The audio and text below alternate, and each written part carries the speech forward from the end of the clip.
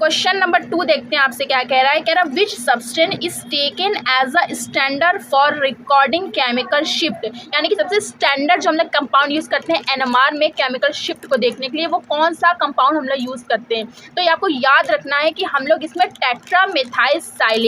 टेट्रामेथाइलसाइलेन ही हम लोग compound use करते हैं एज अ स्टैंडर्ड, किसके लिए, केमिकल शिफ्ट को या केमिकल सिग्नल्स को देखने के लिए। ठीक है। क्वेश्चन नंबर आपसे 3 कह रहा है if a proton link to some electronegative atom, यानी कि कह रहा है अगर कोई भी हमारा प्रोटॉन, यहाँ पे प्रोटॉन की किसकी बात होगी, एच की बात होगी, हाइड्रोजन हमें देखना है क्योंकि हम लोग एच एन पढ़ लें। ठीक, अंडरस्टैंड।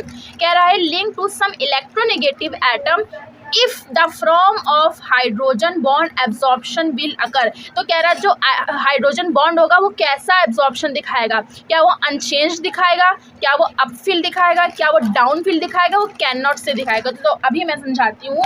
जैसे कि मान लो आपका प्रोटॉन है, ठीक, हमको इसको इलेक्ट्रोनेगेटिव आइटम क्या होता है, Cl की इलेक्ट्रोनेगेटिव ज़्यादा होती है, ऑक्सीजन की ज़्यादा होती है। तो मान लो हम यहाँ पे ले रहे हैं Cl, हमने क्लोरीन ले लिया, ठीक। अब इसकी इलेक्ट्रोनेगेटिविटी ज़्यादा है, ये इसके इलेक्ट्रॉन को अपनी तरफ अट्रैक्ट करेगा और इसके आसपास का इन्वायरमेंट जो शील्डेड है उसको क्या करेगा, डी शील्डेड कर देगा, कहीं ना कहीं हाइड्रोजन के इन्वायरमेंट को तोड़ देगा, थोड़ा वीक आउट कर देगा। क्यों? क्योंकि वो इलेक्ट्रोनेगेटिविटी ज़्यादा होने के कारण क्लोरीन इससे अपने इलेक्ट्रॉन को अट्रैक्ट कर लेगा, तो ये डी शील्डेड हो जाएगा। ठीक, तो हाइड्रोजन कैसा हो जाएगा, डी शील्डेड हो जाएगा। और एक बार याद रखना, अगर कोई भी प्रोटॉन डी शील्डेड होता है, डी शील्डेड होगा, अगर वो डी शील्डेड अगर होगा तो डाउन फील्ड में जाएगा। कहाँ पे जाएगा, डाउन फील्ड, नीचे की हो जाएगा डाउन फील्ड में, यानी कि डी से डी शील्ड, डी से डाउन फील्ड, डी से डी शील्ड, डी से डाउन फील्ड।